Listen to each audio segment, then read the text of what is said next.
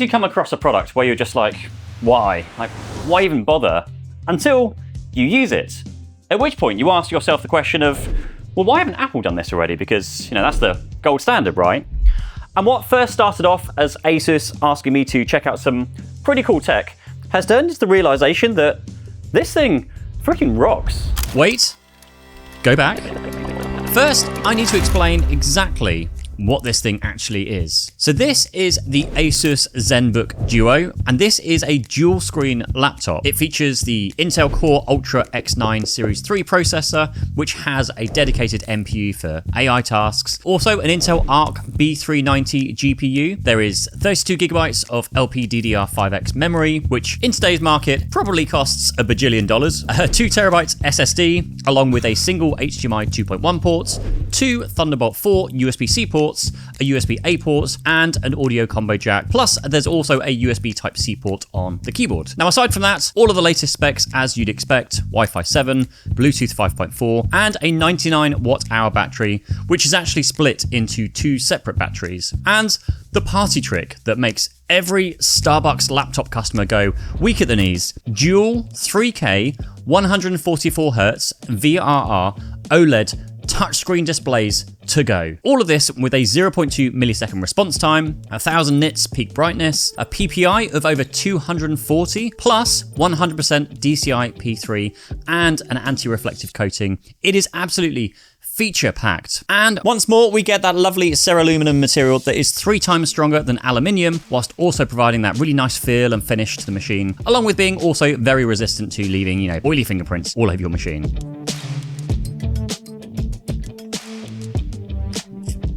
Hi, welcome to the video. Look, if you are looking for a Windows laptop, and honestly, even if you're not, I'm convinced that this laptop is the perfect one for a certain type of person. Also, I'm about a week in with the Zenbook DUO now, and I've noticed quite a few things about this laptop which is unusual for a Windows laptop, because they're all just kind of meh a lot of the time. So let's start off with the most obvious, that whole dual screen and keyboard situation. So first things first, you can use this just like a normal laptop, and other than being a little bit thicker and a bit heavier than a regular laptop, it weighs 1.65 kilograms altogether, or 1.35 kilograms without the keyboard. It's just a very nice regular laptop, and with a really, really nice low profile but still quite springy keyboard. One that I actually really enjoy typing on over other Windows laptops that I've used. But if you want to, say, if you're working in a cafe, or like I do sometimes, working in my local gym, I can take off the keyboard and suddenly the bottom of the laptop turns into that second screen, which you can then prop up by folding down the stand. And if you really, really want to, you could then turn the laptop on its side, and then now you have 2 portrait monitors side by side instead. I know I don't need to tell you about the benefits of multiple monitors or just having more space to work with, but a question I do get from time to time is, what is the best portable monitor from people who do typically work from a laptop but at times want that extra screen? This is the best second screen. Now, the keyboard itself has 52 hours of battery life without the backlight, or just over 11 hours with the backlight enabled. And it can be used from the other side of a room because it's, just connected via Bluetooth if you were, doing a presentation or something. Or, like I've been using, when I've been sat, docked at my desk, I just take off the keyboard and then use that instead of a full-size keyboard. Now, if you really want to, you can also not bring the keyboard with you and just do a swipe-up gesture on the bottom screen to bring up the on-screen keyboard and a touchpad for your mouse, and use it that way instead. And ASUS even have this sharing mode where you can sit opposite somebody and share what's on your screen without you having to huddle around you to see what you're actually talking about. The keyboard also works really well when it's on the desk. The only thing I would say is that when working this way, it feels a bit odd to be using a trackpad. So you could perhaps pack a small mouse with you, but it's not a bad experience with the trackpad at all. And when you dock this into a bigger screen via one of those 2 Thunderbolt 4 ports, review coming soon, by the way, on this one, having a removable keyboard means you could just continue working even when you're docked in a location away from your usual desk setup, because you can just remove this and bring this onto your main desk. But overall, it is awesome. The speakers, also fantastic. We've compared this to a MacBook Pro here in the studio, and it's comparable.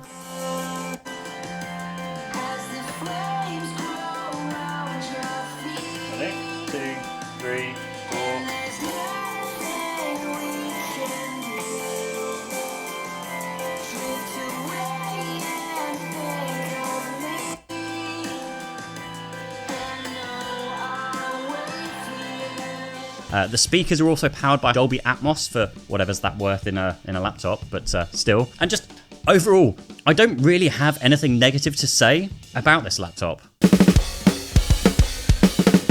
Now, I also think that this might be a fantastic laptop, not just for general productivity, but definitely, and in my experience, audio production too. Now, again, that second screen, such a good thing to have when you want to manage, multiple windows, maybe your audio interface, the mixer, effects, recording, like you name it, you have the screen like real estate for it. Now, I always love to run any laptop through my business purchase of my Roland VAD drum kit for business testing purposes, and I'm not hugely into the audio production side of things anymore, but I will happily test this with any audio project on Cubase for PC or Logic Pro for Mac that I test. So if you do have one that really pushes machines to their limits, do let me know, because I'd love to real world stress test all of these machines that I test here. But I did put it through around about 20 tracks of audio via my audio interface, my USB drum interface, which was running through the Roland VAD 7 something or other drum brain, and it just didn't skip a single beat. Not that I was expecting it to, because realistically nowadays doing 20 tracks of pure audio isn't actually that taxing anymore.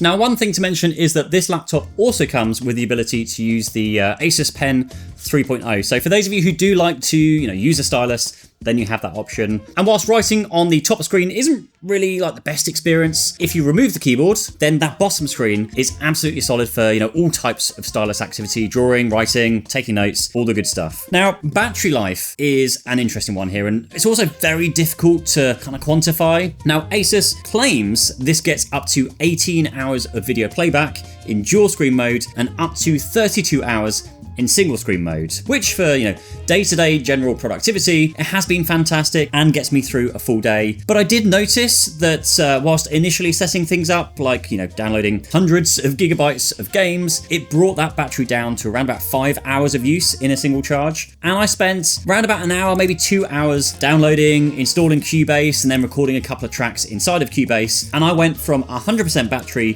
to 61%.